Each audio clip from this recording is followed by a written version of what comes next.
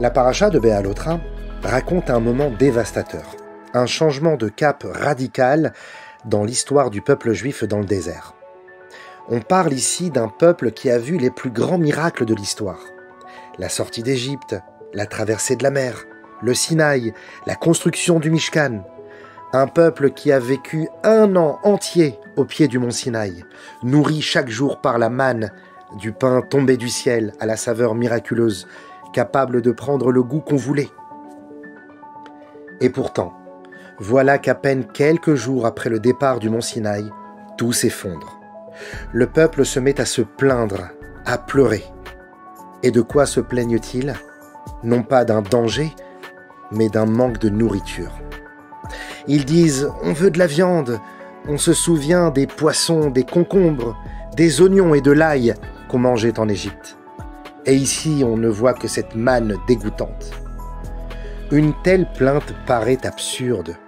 Ce peuple n'est ni affamé ni en danger. Ils ont tout ce qu'il faut dans le désert. Et c'est là que Moïse lui-même craque. Il dit à Hachem « Je n'en peux plus, ce peuple me dépasse, tue-moi !»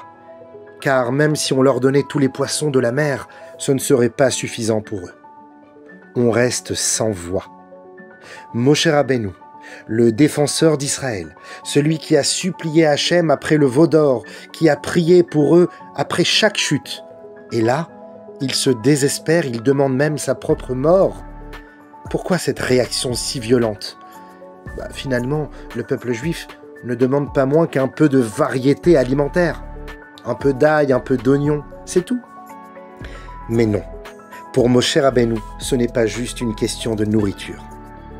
En réalité, ce que le peuple exprime ici, ce n'est pas la faim du ventre, c'est la faim du cœur, la faim de l'âme. Ils ne disent pas « nous avons faim », ils disent « nous voulons retrouver les plaisirs de l'Égypte ». Le Midrash va encore plus loin, cette plainte sur la nourriture cache aussi une plainte contre les interdits charnels que la Torah vient d'imposer au peuple juif. Car désormais, les unions entre proches parents deviennent interdites et le peuple pleure sur les relations de famille qu'il n'a plus le droit d'avoir.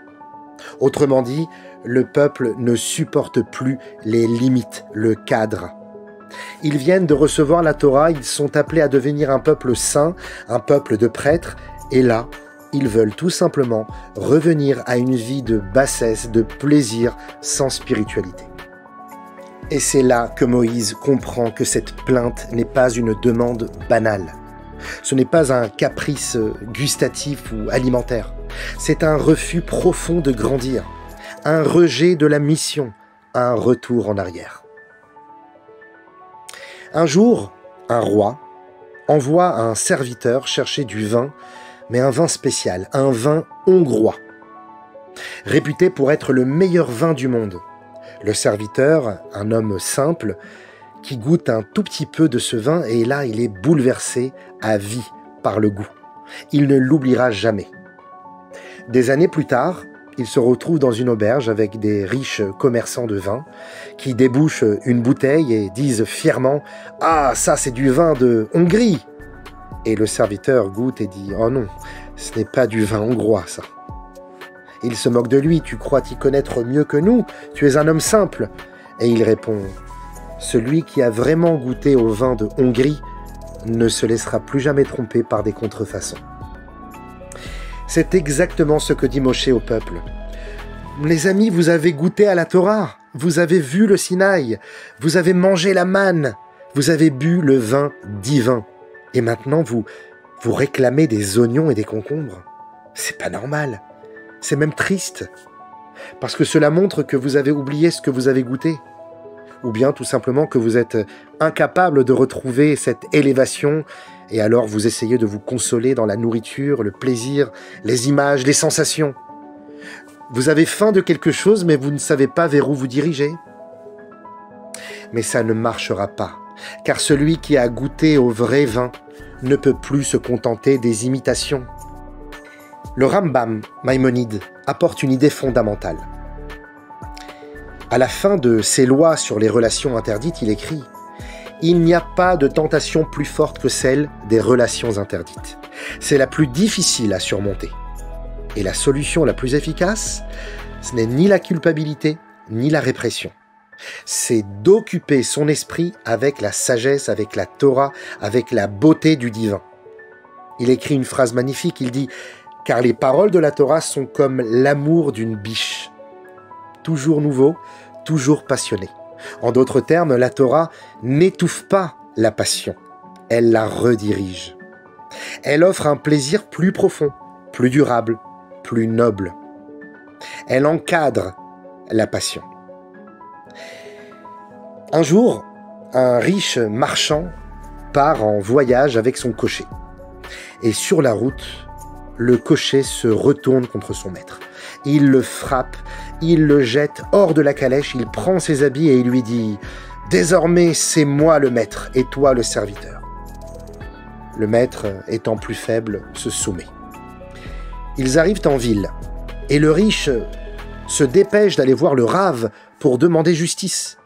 Mais le cocher s'interpose et dit « Mais Rave, c'est un fou, c'est mon serviteur depuis toujours. Regardez comment il est habillé, regardez comment je suis habillé. » Le Rave ne sait plus vraiment qui croire. Alors il décide d'attendre le matin. Les deux hommes passent la nuit ensemble à l'auberge et au réveil, le Rave envoie un serviteur leur demander ce qu'ils veulent pour le petit déjeuner. Alors un des deux dit « Un peu de pain, un peu de hareng ». Et l'autre dit un café chaud, du savon, une serviette propre. Et c'est là que le Rav dit « C'est bon, maintenant je sais qui est le vrai maître. » Parce que les désirs profonds d'un homme révèlent qui il est vraiment. Un juif, nous dit cette histoire, ne peut pas se contenter de vivre comme un cocher. S'il se perd dans les plaisirs superficiels de ce monde, c'est qu'il a oublié qu'il est un prince, un enfant de roi. Le Talmud rapporte l'histoire de Mar Ukva, un homme riche, très influent, qui est tombé amoureux d'une femme mariée. Il en souffre terriblement et il en devient malade. Les médecins lui disent « Si tu ne la vois pas, tu risques la mort ».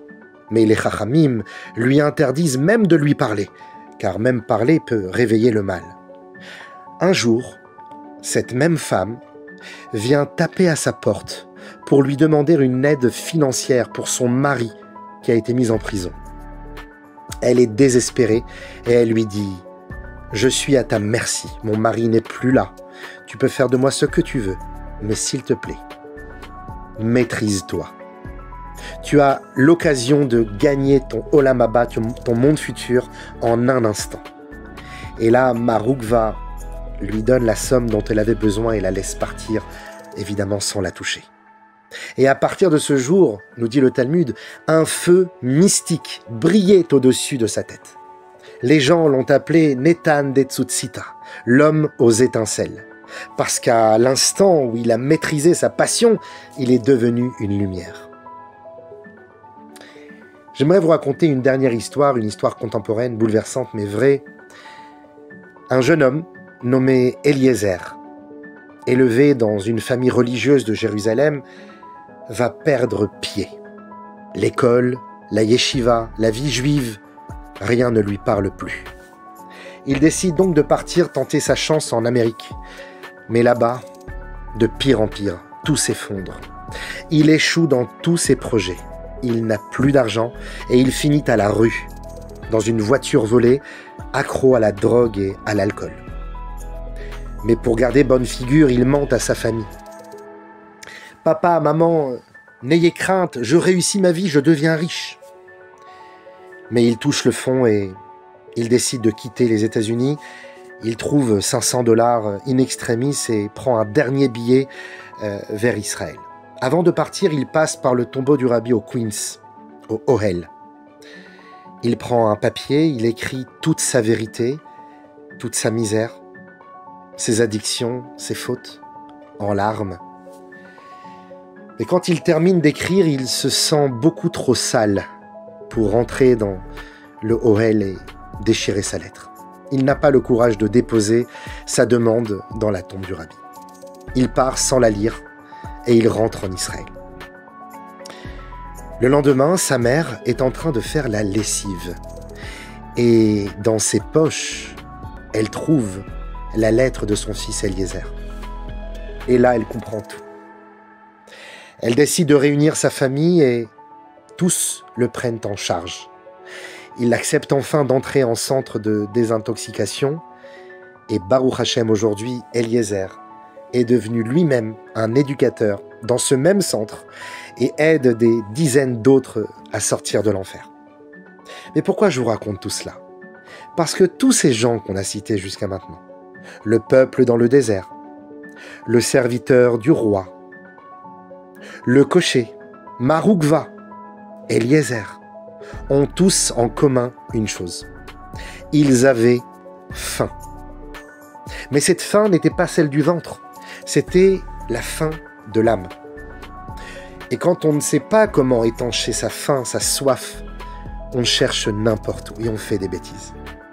Le rôle de la Torah, le rôle d'un rabbi, le rôle de chacun de nous, c'est de ne jamais se moquer de celui qui se plaint, de celui qui trébuche, mais de lui dire doucement: tu n'es pas un révolté, tu n'es pas un rebelle, tu es juste quelqu'un qui a soif, qui a faim, et je vais t'aider à trouver la vraie source.